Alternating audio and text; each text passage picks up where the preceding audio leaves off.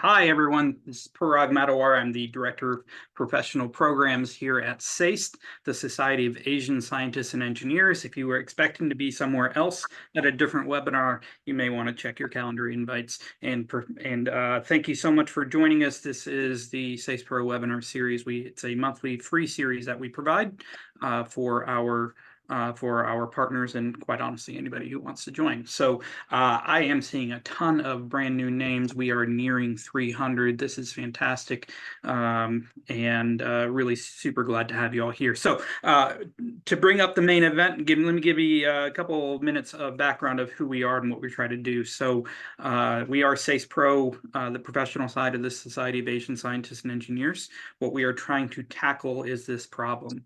Asians are nearly 50% less likely to get promoted to middle management than our Caucasian counterparts. And this creates an Asian leadership gap. It's a tremendous amount of opportunity and untapped potential, not only for the individuals, but also the organizations that we work for. And as we've examined this problem or this challenge, we found four common factors, and they all tie into leadership behaviors and the differences between how many of us were raised or where we grew up relative to where we now work and are employed. And these four general areas: lack of political and organizational savvy, a cultural deference to authority, ineffective communication and influencing skills, and finally, an aversion to risk-taking. And these facets, in a different culture of how you do work, how you collaborate, can have pretty dramatic impacts in delivering results, along with expectations, with leadership and whatnot. So the key challenge, as we see it, there are three key barriers to progress. One is just lack of awareness. Many Asians believe that, hey, we're doing just fine. And certainly if you look at a lot of the data out there, it says, oh, Asians are the highest earning minoritized group or the most educated minoritized group. And a lot of that has to do with immigration patterns. Asians were only allowed to immigrate to the States in 1965, and that was primarily through taking educated folks, with degrees and, in STEM fields and so forth. So of course we over-index in STEM relative to general population. So some is just overall even knowing that there is this gap. Another piece is knowing what to do about it. And what we find is that training leadership skills with the cultural context actually will help the content land. And then third is just reality. When we think of DEI programs and focuses within organizations, often Asian development is a lower priority, just from a sheer numbers standpoint. So what we do at SASE is we bring together Asian ERG leaders, Employee Resource Group, or BRG, or any of the acronyms that you may use within your organizations. And now we have nearly 100 organizations that are tied into us, with somewhere around 250 some ERG leaders. To create programs at scale across all companies, year-round programs, as well as or signature programs like conferences, as well as year-round programs like this one. So this is an ongoing free series. If you paid money, probably want to figure out where that money went. We feature interviews with partners, or with trained partners or executives. We do this roughly, once every 4 weeks or so.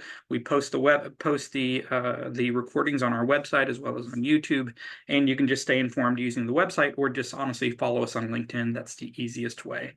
Overall logistics: brief presentation from our training partner, moderated Q&A with me. It'll be a conversation. We recognize many of you are doing a handful of things at a time. Please put your questions in the chat, and then I will curate them. Don't unmute, just put them in the chat and I will curate them, and we will have a robust conversation about the items that we're talking about. So, okay, you're tired of me. You'd like to get to the main event. Totally fine. Dr. Serena Wong is an accomplished thought leader and professional keynote speaker who also regularly guest lectures at top MBA programs, including Kellogg, Wharton, and Haas. She provides keynote speaking, hands-on training, and consulting services on people analytics, data storytelling, and AI strategy. Dr. Wong is the author of a series of popular LinkedIn learning courses on people analytics with 20,000 plus learners, and recognized as a top 15 LinkedIn expert in Chicago in 2023. She most recently served as the global head of people analytics and HR tech at PayPal, and previously built the people analytics functions at Kraft Heinz, GE, and Cook Industries. She holds a PhD in economics with a specializations in econometrics and labor economics. So with that, I'd like to bring up Dr. Wong. Great to meet you. Thank you, or great to see you again. We've been working now together for a little bit, and I'm so pleased to have been able to bring you to our conference back in October. But for those who don't follow you or don't realize, on LinkedIn, you've amassed a pretty strong following on LinkedIn, and you kind of stumbled into it. Can you just share a little bit about the outcome of all of that? What opportunities have come your way, because you developed a ton of expertise? What opportunities have come your way because of the brand that you created? Yeah, of course. Thank you so much for having me, and Happy New Year, everyone. One of the most pleasant surprises has definitely been the opportunities that came my way. When I first set out on LinkedIn, I wasn't someone who went out there and said, I'm going to build my personal brand. Not at all. I was looking for a community, because I'll share a little bit my journey, but I'm in a very niche field called people analytics, and there's very few of us when I first started. And I basically went out there asking, is anybody out there? I wanted to try something, and over time, I got lots of people in my community who wanted to share with me, so I got to learn from them over time. And because of that, I was able to get shortlisted on jobs before they were posted, because the hiring manager already knew who I was. And these are the secret opportunities that we hear about, right? It's not what you know, it's who you know. And precisely LinkedIn can be one of those ways that you do that in addition to networking within the company. I've also had lots of other amazing opportunities like speaking at conferences, guest blog for various organizations, coaching executive leaders on how to build their personal brand today, and also helping marketing departments build content, social media strategy on LinkedIn, because that is the most important professional network that we have. So these are examples of some of the amazing things that have come out of building a personal brand. So I'm excited to share with you today some tricks and tips on how to do that quickly as we kick off 2024. Well, give me a thumbs up. Excellent. If you can see my screen, really excited to be here today and be able to share with you how to build a personal brand so powerful that you can be ignored. Again, I'm Dr. Serena Huang. If you're just joining us, founder of Data with Serena. Now, a little bit on my journey and how I got here. That doctor in front of my name means I went to a lot of schooling and endured a lot of pain. And after I finished my PhD, I went into consulting because I had a chance to work with large amount of data when I was in graduate school. And really in consulting world, I was helping companies go from data to insights and eventually making decisions based on the data. And 2015, a recruiter from GE reached out to me and said, we want to build out something called HR analytics. And I thought those two words didn't necessarily go together at the time. Again, this was 2015. And they said, we're looking for someone who knows a lot about stats and data and who have passion for people. And we'll teach you everything about HR. And I thought, you know what, this is like free education again. So I signed up and moved to Cincinnati, joined GE Aviation, and started building people analytics function. I also had the opportunity to join the DEI Council at the enterprise level and started to lead data analytics as well by providing insights around how diversity initiatives are going, how the inclusion efforts are working for the organization. So that was fascinating work. And fast forward a few years, I was able to speak at SASE about future work. This was back in 2017. And since then, I have moved on to build people analytics functions and other companies. And earlier last year, like many of you, you probably ponder what to do with your life after all the COVID, bread making and pizza making and so on. I realized that I wanted to help people outside of my company as well. While I was working for large organizations, helping lots of leaders go from data to insight to action, I realized I wanted to do more than that. So one of the only ways to do that is launch your own company. So that's what I did last year. And because of my powerful personal brand, I felt pretty confident that I could get enough clients to get going. Now, of course, with no backup plan, that was a bit scary, and I'm happy to report it's going well so far. It's almost 12 months, not quite. And because one job was just not enough, I also joined a startup. It's an AI startup. I'm the chief data officer. And I also launched a bunch of LinkedIn learning courses at this point, which you can win on my website if you're interested for free access.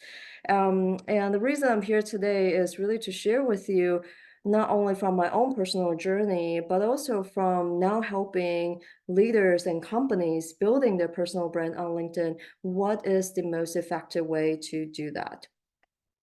So I'm going to share with you today a very simple yet powerful 3-step process to build your personal brand, starting by identifying your personal brand, then building your personal brand, and then amplifying your personal brand. That might seem really simple. Within each step, there are certainly lots of other elements that we will go through. If you have looked up personal brand before, you know there's tons of content on how to build it. There's a lot of content on there. In my coaching practice, I've realized that we don't spend enough time in step one, is identifying what our brand is and what brand we even want to build before going out there creating content or speaking and writing, trying to generate lots of followers. But let's back up one step. We'll spend some time here today. how do you identify your brand? And that's really important as part of today's webinar. I want you to think about, hopefully the chat works, as you think about powerful brands, right? Powerful brands in the world. Let's take a mega brand, Apple, for example. What words come to mind for you when you hear the word Apple? Just go ahead and type it in chat there. I am going to guess things like innovation comes to mind, maybe elegance, maybe design, maybe user-friendly, what have you. And then think about a rival, perhaps, Microsoft. What words come to mind when you hear the word Microsoft? Again, they both sell laptops, right? What words come to mind when you hear the word Microsoft? And they both employ very smart people. So you can immediately feel a little bit different, right? When I say the word Apple and when I say the word Microsoft. So what exactly is personal brand? There's lots of different definitions out there. Yes, it's your reputation. It's what people say about you when you're not there, all of that. But in my mind, what is the easiest way to describe a brand is how you make someone feel. It is how people feel when your name comes up on their phone. It is how they feel when your email shows up in their inbox. That is your personal brand. Do they feel excited? They want to see what the message is? Or do they feel already irritated and they are afraid to click on open? Those are those intangibles that impact your personal brand and your ability to influence and get what you want at work, outside of work. That's all part of your brand. It's how you make someone feel. So as we go forward today, think about if you want to be Apple or Microsoft. I don't know what words you use for them individually, but as you're identifying your brand, that's something to keep in mind. Now, you are here for a reason.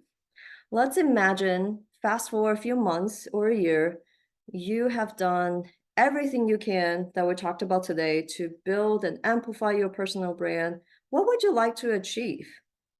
We'll bring up the first poll here, and I'll explain why this is important. As you're typing, as you're selecting your answers, well, if you don't have a clear goal in mind, you can't identify the right audience who needs to know your brand. What do I mean by who needs to know your brand? Let's say I'm here because I want to get a promotion to a more senior role. Well, who needs to know about your brand that you can be operating at the next level? It's the decision makers, right? For potentially the roles that you can be promoted into, perhaps someone important in HR, and certainly your manager. All those are people who need to know about your brand that you can do the next level job. But if you are looking to shift industries, who needs to know about your brand at this point? It's going to be decision makers in the new industry you want to move into. So first, focus on identifying your brand is really important. And if you are looking within the company, you need to be very precise on whether it's within your function, within your group, or if it's outside. If it's someone outside of your own group that needs to know about your brand, your strategy for networking is going to completely change, right?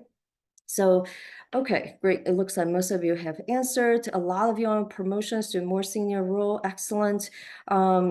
Invitation to events. The second most popular is, position yourself to another industry or company. Again, how do you network with someone in a different company and a different industry? LinkedIn is a great tool. Certainly you can go to events, but guess what? It's much easier to reach a lot of people on LinkedIn than go into lots of cities and try to meet them in person. Trust me, I've been there. I know. 30 cities last year and 15 planned for this year. So here's the results. Hopefully you can see the results. Yeah, so once you identify your goal, hopefully you're writing this down as well. You can start to create that audience you need to reach as we talk today. All right. Now, once you identify who needs to know your brand and the goal, I would encourage you to audit your brand on a regular basis. Who likes data? Give me a hand or thumbs up if you like data. Yes, okay, great. Glad to be in the right place. So how do you audit your brand? You need to gather data on your brand. This is something I do at least once a year. I ask those who work with me, my closest network, who have seen me present, or who have worked with me on consulting or training, what are the 3 words that come to your mind when you hear my name, or when you see me on LinkedIn, or when you see my name pop up on the message? What are those 3 words? And that gives you a lot of data. How many of you manage a team? How many of you lead teams and have people reporting to you? Okay, we have some of them. Yep, give me a thumbs up. Great. Well, there's another way that you can also get a sense of your brand as a manager is those 360 surveys, right? I don't know if every organization here runs them, but for those of you who do, that is their perception of your brand as a manager. How you come across, how effective you're leading, how clearly you're communicating, how you're able to inspire, motivate people. That is all part of your brand as well as a manager. And if you want to move into management, start to gather those kind of feedback early on. You don't have to wait for a 360 survey to know how you're doing. You can directly ask someone once you build a relationship and trust with them, you can ask them, how am I doing? Give me something that I can get better at over time. What's something I'm doing well? And then over time, you can craft your personal brand as a leader as well. Now, those 3 words that you get back may not be the 3 words that you want associated with your name. If you are achieving everything that you want, you don't need to adjust. But since you're here today, that means there's some work to be done. So what are those 3 words that you want associated with your name going forward? If you are looking to switch industries, especially, there may be new expertise that you want to be associated with your brand. What are those? So you can clarify that. And then for the nerds on the call, you can do a gap analysis between those 6 words. And then really identify a way to close the gap over time. Again, keeping the audience in mind. Who needs to know your brand? So that is the first step. Now, how do we build a brand? Now that we know in the future what 3 words we want associated with our names, you can do a lot of things, right? Of course, internally and then inside the company, you can do your job really well. You can get nominated for leadership development programs and get better there. You can network in all the company events and get noticed by working on large projects, perhaps internally. Externally, you can also publish research papers, you can apply for grants, patents, present at conferences, and appear on podcasts. I mentioned those because I've done those things before. Give me a thumbs up if you have done some of these already too, whether it's internal or external. Yes, of course. Great. And that's amazing. You are already on your path to building your brand. Now that with some clarification, you can get even better. Now, this is all great. However, the downside to this is it's going to take a long time, right? Yes, how long does it take for you to finish an enterprise-wide project and get noticed by senior leaders? It's probably months, if not a year. You might have to do 2 big projects to even get noticed, right? To get recommended for something. The leadership development programs are great as well. They are not, finished in 2 weeks. They take months, sometimes years, to get to the end, and then hopefully you are placed into a better role and so on.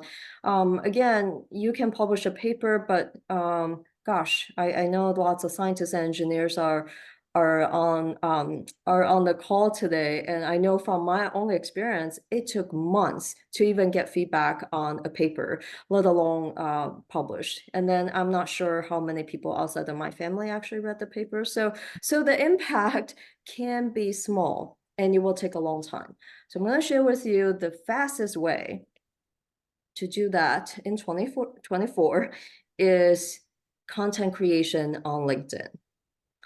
Now, if you are cringing already and you're going to tell me I'm not going to dance on TikTok, I'm not going to cook on YouTube, all that is totally fine.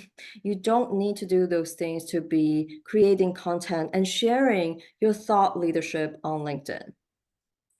And like I said, I think I started sort of by accident and it's turned out really well for me, and I hope it will do the same for you.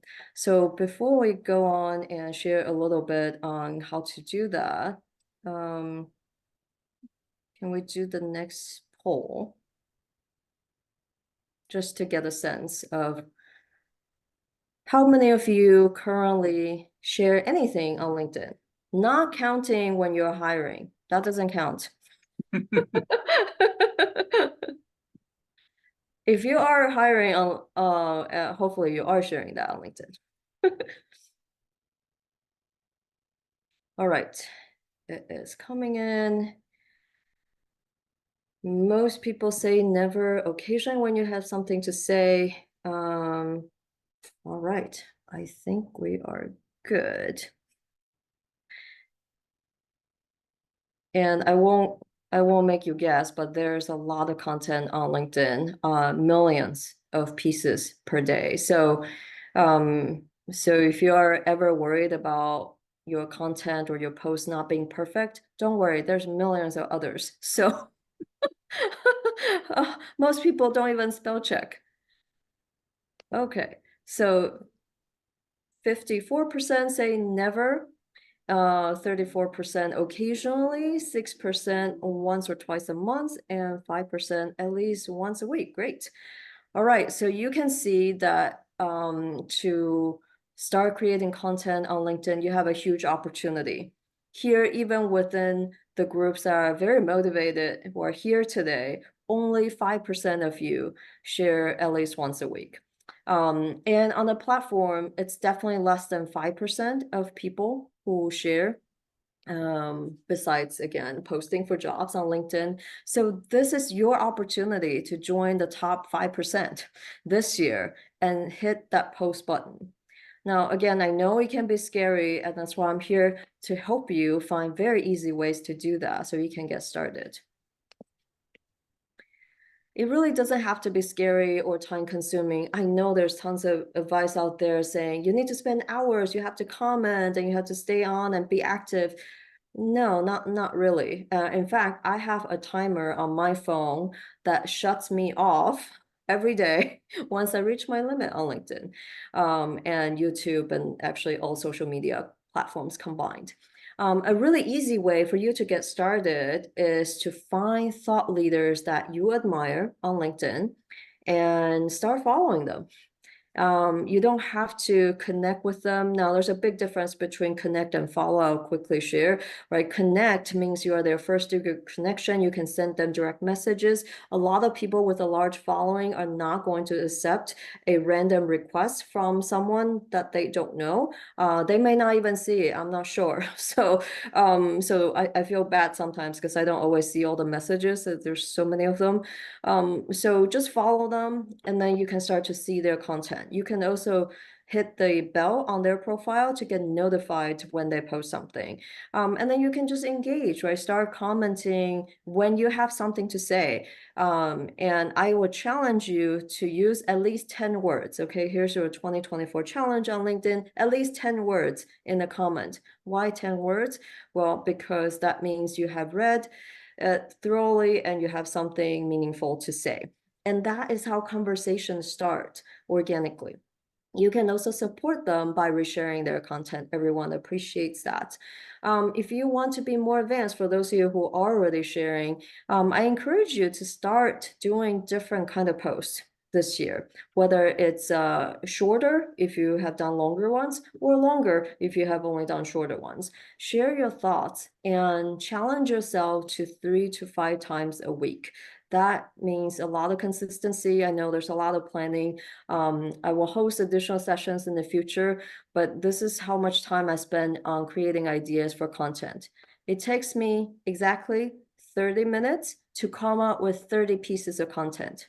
Yes, I might be a machine, but it takes practice. And like I said, I started from zero. If I can do it, you can too. 30 minutes is all it takes, really. And after that, you have to, the final step of this is to amplify your brand. Now that you have started to have something to say, again, it can be on LinkedIn, it can be somewhere else. Think about how you're going to market your brand. Think about those future 3 words that you have. Who needs to know? That's your target audience. Where is your target audience hanging out? Is it at live events and you need to get yourself to? What are they doing on LinkedIn? Again, that is one of the few places where you can publicly check out people's profile without seeming a little creepy.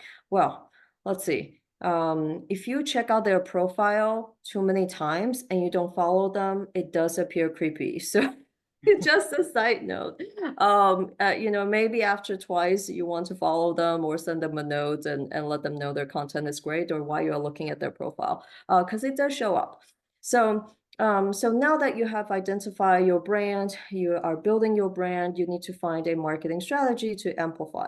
LinkedIn has lots of different formats, and I challenge you to try different things and see what resonates. What works for me may not work for you because my audience is likely different from yours. So try things like short, just one short paragraph or something longer. You can do a newsletter. You can do video if you want. You can share a document if it's something, a presentation that you created that you think is helpful to others. You can also contribute to blogs inside your company and start getting known. There are lots of events on data science, for example, that I previously participated within a company where I spoke to other women in data, for instance, and I find that very fulfilling. So figure out what is fulfilling for you in sharing your knowledge. Of course, there's networking events that you can get yourself to and start talking about yourself in a different way. Start aligning yourself to those future 3 words. And of course, you can build your own personal website, landing pages, and other social media platforms. If you're just getting started on social media, I do recommend starting with one platform before you expand.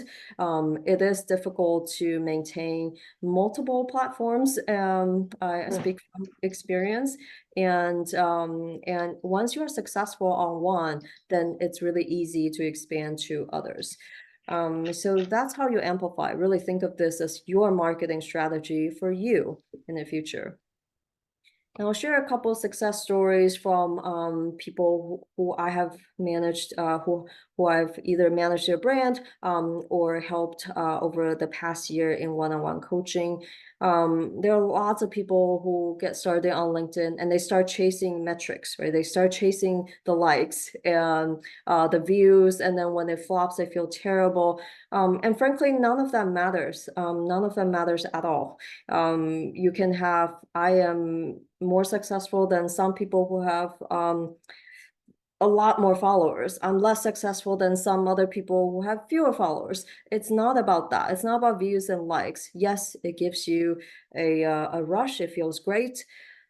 A topic for another day. But ultimately, think back to the goal that you want to achieve. Is it that promotion that you want to get? Is it the pivot to another industry? Is it a pivot to another company you want to get jobs in?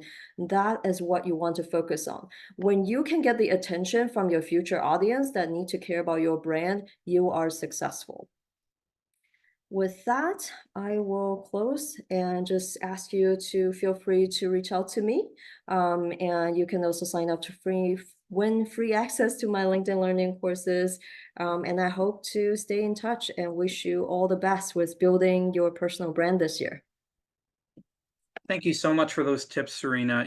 As you're walking through that, I'm thinking in my mind about, the difference of what I've heard through my career around personal branding, and usually I'm thinking about it in the workplace. So I appreciate that distinction that you've made, or the extension maybe is the better way to put it. But, usually when I'm thinking about LinkedIn and who should be pushing content there is people who are experts or are thought leaders or whatnot. And it feels like you might be suggesting something a little bit broader than that. Is that fair? Yes, definitely. You don't have to be an expert to share. Like I said, when I first started out sharing, it was because I feel like I wasn't an expert. I was asking for help. I was asking for other people to share with me what they know about something that I was trying. I literally would say something like, this is very early on. I read this really interesting research here, link, and I would love to hear if anyone is doing this. Please let me know. That's it. Again, that may or may not work today or be applicable to what you're doing, but you can always go on there to ask other people for help. It is a networking platform after all. Yeah. Yeah, and I guess in today's world, where when I grew up in at Procter and Gamble, it's a promote from within company. People stay within the company the entire career. So it almost, if you were a lifer, the need from a networking standpoint to put yourself on LinkedIn is a little bit different potentially. If you're looking for promotion or the next position and so forth like that. Nowadays, Yeah, I'm sure it's a little different, but given yeah, that people are moving so much, now relatively speaking, um, yeah. And yeah, it sounds like lots of job connections come that way as well. right, and Praga, I think this is a little bit unique, but because I had worked for very large companies in my past, a lot of times I couldn't meet everyone, right? If I wanted to transfer to a different business unit, they're in completely different cities, sometimes countries. Yeah. And over time, because I started to share, when I got to the phase where I was interested in doing another role somewhere else, the hiring manager within my company actually knew me from my LinkedIn content. As strange as that might be, but like I said, I also contributed to internal blogs within the company. So they had seen my name in both places. It wasn't like I was out there trying to get all these jobs, and that's not why I was active. I feel like the community aspect was really powerful, but that was a side benefit. I would get to the interview and someone would say, I've never met you, but I feel like I know you from your presence on LinkedIn. So again, you don't have to share as much as I do or as much as some other people. You can just get started and see what feels right to you in terms of that rhythm, 3 to 5 times a week. That's a suggestion. You don't have to. You can try it once or twice a week, and if that feels great, keep going. It needs to, because here's the thing: the creator burnout is real. It can get very tiring. When I was first starting to do this more professionally, I did get to a point where I was up until 2 a.m. Figuring out the various platforms of various clients and different formats, and it can be exhausting. It's not sustainable.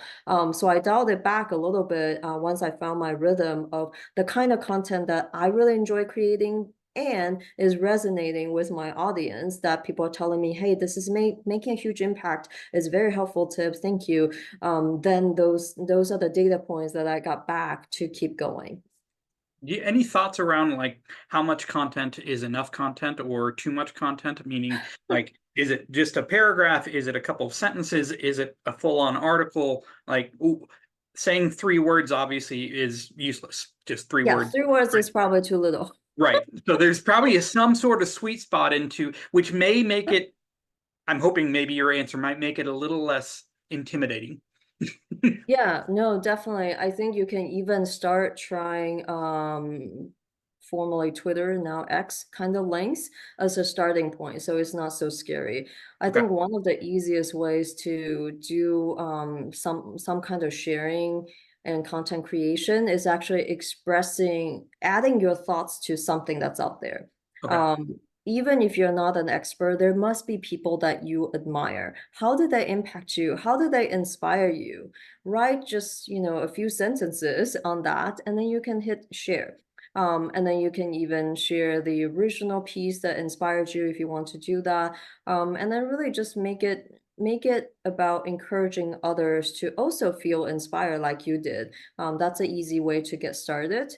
And I think the original content can seem scary. I almost want to recommend not look at the metrics, but But I know you won't be able to help yourself, so you will look at the metrics. But here's the thing, the views and the likes don't matter as much as the impact that you're making. They don't necessarily mean that you're not making impact. So many people come up to me in the different cities I've gone to. They will say things like, I never engage on your post, I never click like or never comment, but I see it and you're making a huge impact on my life.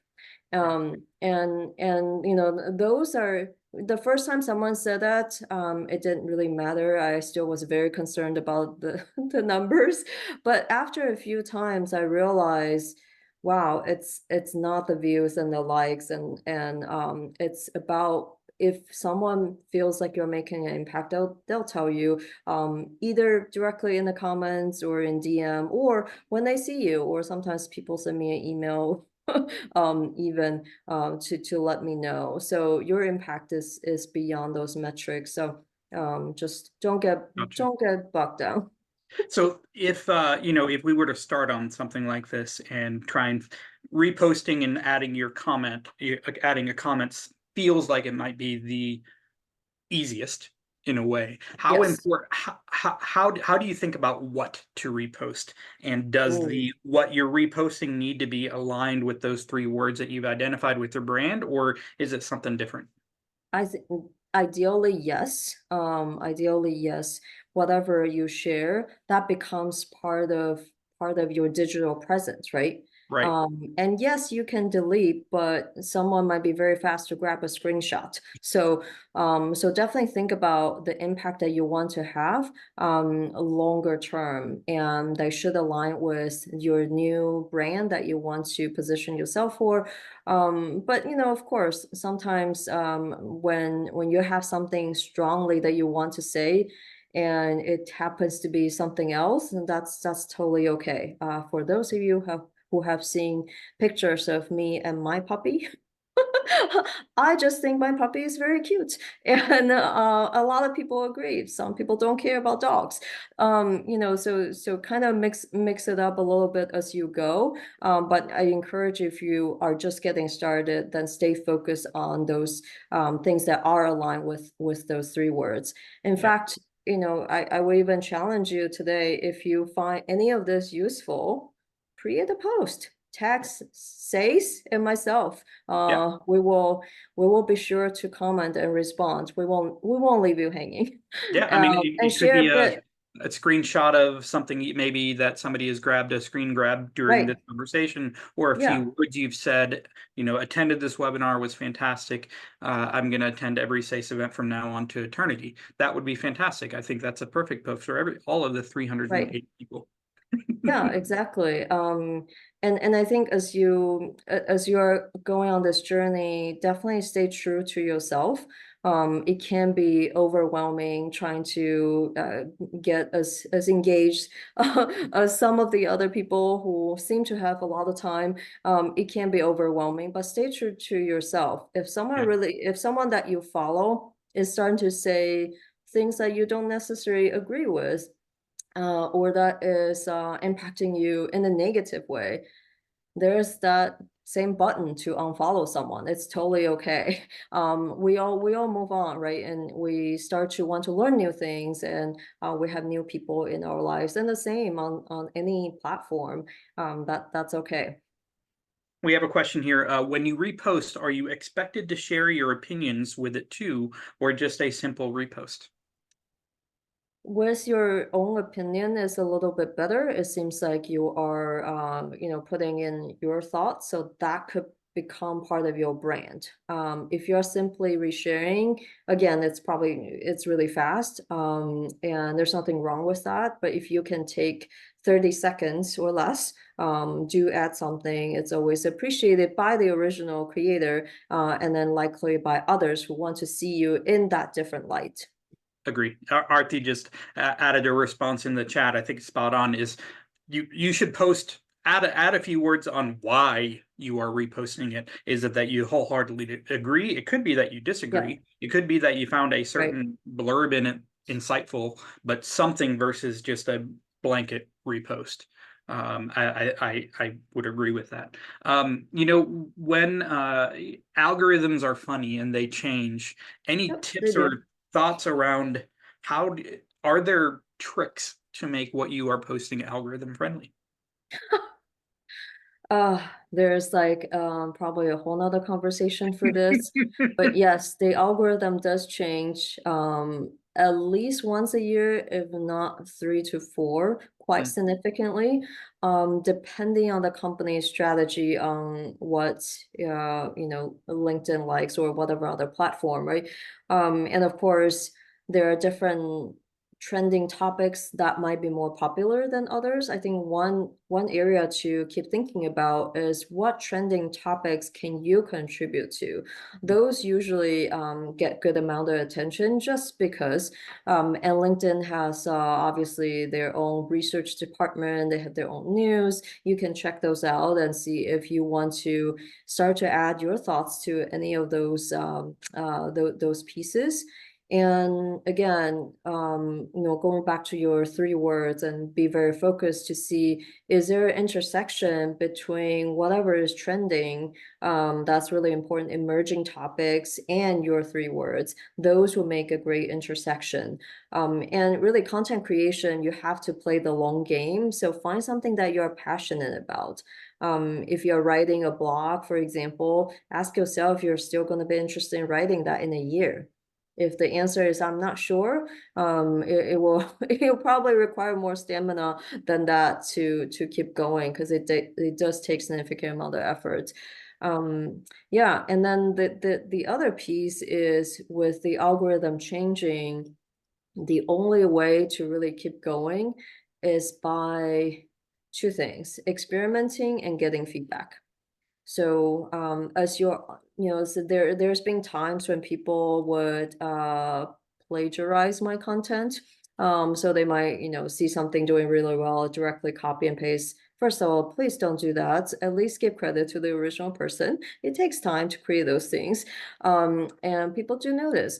And it doesn't do well for them. Why is that? Well, because their audience is not my audience.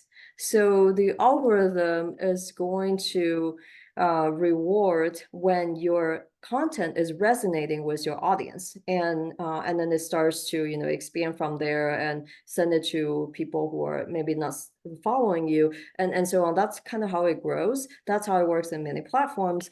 But if your audience is not going to be the same as mine, you copying my content probably won't work. So that's something to consider. And then getting and experimenting.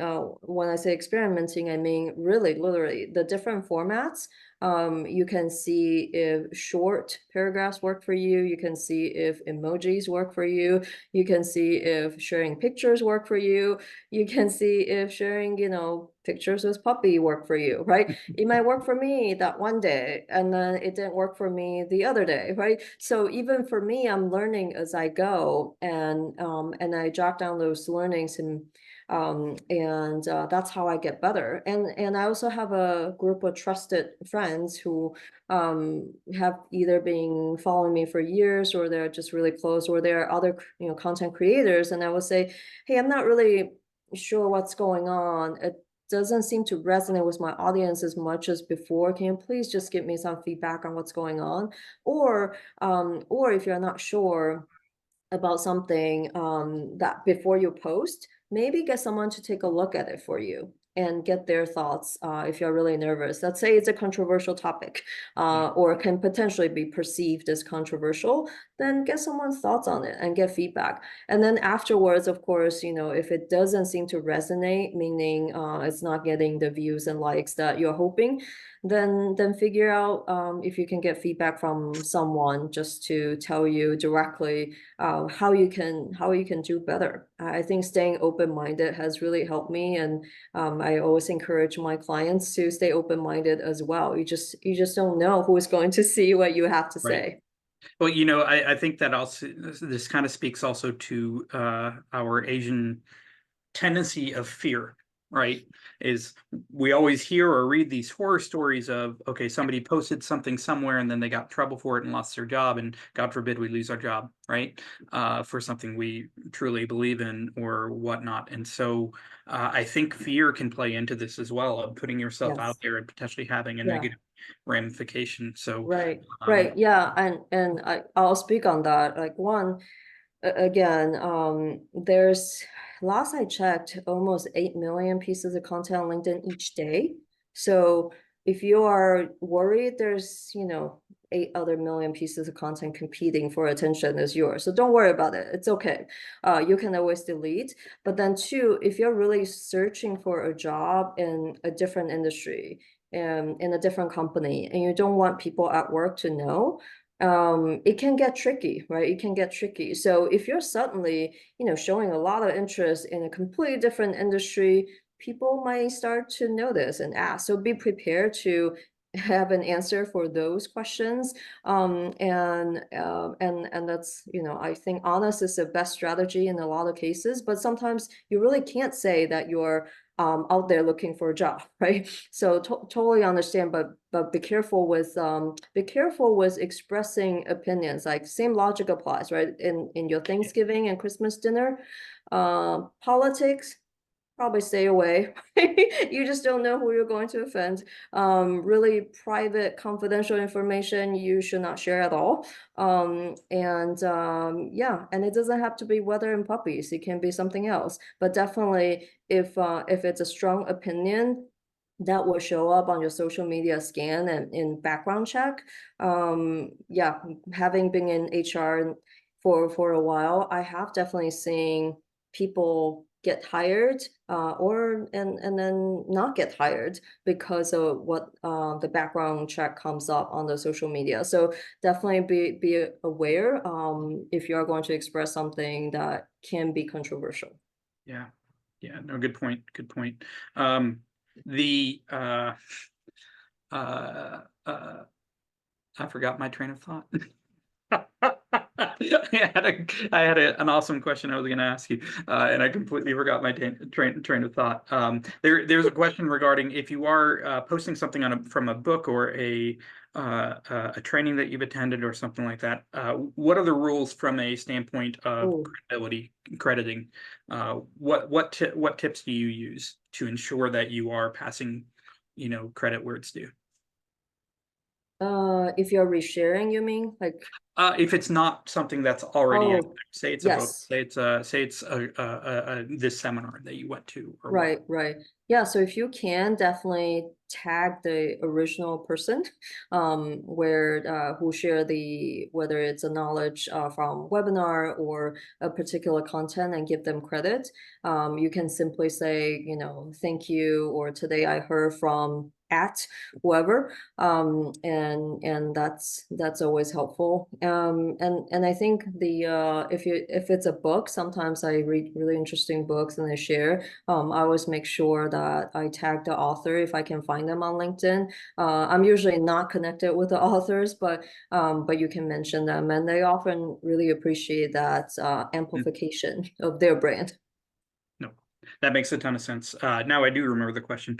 We were talking about Asian traits that may impede us from progress here. One of which is that fear piece. The other is, the humility thing. We hate bragging on ourselves, and I Yes. think the humble brag is one of my personal, peeves of seeing. Oh, I'm so honored to, and it's like, no, stop it. Don't start something with so honored.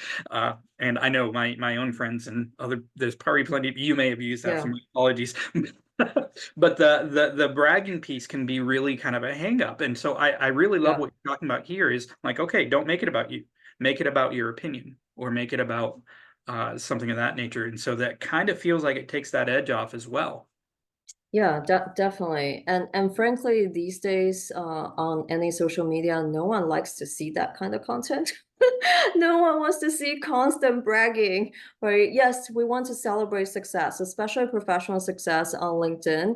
But if day in and day out, all you talk about is how amazing your life is, right? This is like the Instagram reel highlight of fancy houses and cars that no one wants to keep seeing. So don't do the same on LinkedIn. And the way I found really the one rule that beats all the algorithm is providing value to the audience, whether it's my current followers or future ones.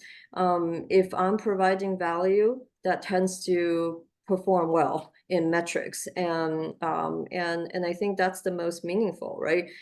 So yes, make it about them, but also think back again to your audience and the goal that you're trying to achieve. What does that audience want to hear? How can they learn from you? And even if you're just starting, you have something to share. You have something to teach everyone else if they're willing to learn. As I coach leaders who are more senior, I always encourage them to find a reverse mentor. Has anyone heard of the concept reverse mentor? Yeah. So, probably a 20-year-old can teach you a lot more about TikTok than you trying to find out yourself. So whatever situation might be, remember you have a lot to share and you have a lot to teach, and people have a lot to gain from you sharing your thoughts. Wonderful. Thank you so much, Serena. We are getting close to time, so I wanted to give folks a chance to put into the chat how much they appreciate the wisdom that you have shared. I think I'm sharing the right screen. While we have people's attention, we do want to take a moment and get a poll on feedback. So let me fire that up. It is 3 questions. You just need to scroll down. The answers are from 1 to 10, 1 being not so good, 10 being phenomenal. Please do answer those. This is our way of knowing, are we providing you value or not? In the meantime, coming up from what we do here at SASE Pro, the next webinar, Bao Wen, a financial advisor, is going to talk about money as our love language. This won't be a webinar on what to invest in. This actually gets to the root of what is our relationship with money. And quite honestly, until I'd seen this presentation, I'd never thought about this. And for immigrants in particular, there can be a long and traumatic experiences related to money on why maybe you store it away, or why maybe you're not able to hold on to it or whatnot. But even being able to discuss money or think about money, you've got to get to the root of what is your relationship with and build that awareness. This is a phenomenal, it's a super interesting topic. So you can go to our website now, and Jessica will probably put it into the chat to be able to register for this next month. Additionally, we've got a couple of cohort programs. Cohorts are, so what you've learned in this webinar, you've taken away a handful of nuggets, which are phenomenal. Cohorts are a series with a smaller group of people to work on a particular topic. And so this cohort, Top Gun Leadership Academy, is with Nikhil Paul, our partner at We Are Human. It's a 9-week program starting in mid-February, and organizations sign up in groups of 4, and we've got a few more slots left. So if your organization might be interested in a program like this for a bit more intensive personal development training, this is specifically for new managers of others, which is a very unique time in someone's career, also where we find that a lot of Asians get hung up in that experience. So that's one. The next one that we are also offering, exact same time, this is called Amplify Your Strategic Impact. It is intended for senior managers who are trying to influence across boundaries, who are trying to influence executives. Also, pods of 4, your company can sign up, except this one is sold out. We're taking interest to figure out if we want to offer a second group. So in either of these cases, reach out to us at pro@saseconnect.org, and we can share more information, or you can go to our website and find it that way. Last thing I will promote is our Women's Leadership Conference, a 1-day conference coming up on April 26th. In about a few weeks, you'll be able to go to wlc.saseconnect.org to sign up. Registration is open. It's $150 for the day, and you'll have access to 5 workshops, 9 workshops, sorry. Actually, I need to update that. 3 executive panels, about 200 people, lots of focus circles and lots of connections. This has been a highly rated event that we've had over the last 3 years. So with that, just, you can follow us on the web. You can also follow us on LinkedIn. All of our events are posted there, both combination of free events as well as paid events.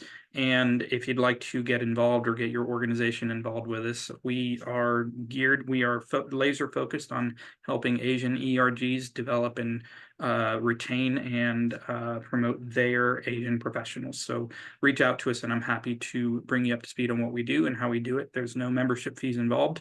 It's the greatest deal of the century. So with that, we are at 5 p.m. Eastern. So happy to have you all here with us, and thanks for spending your last hour with Serena and I. Serena, thank you so much for your time.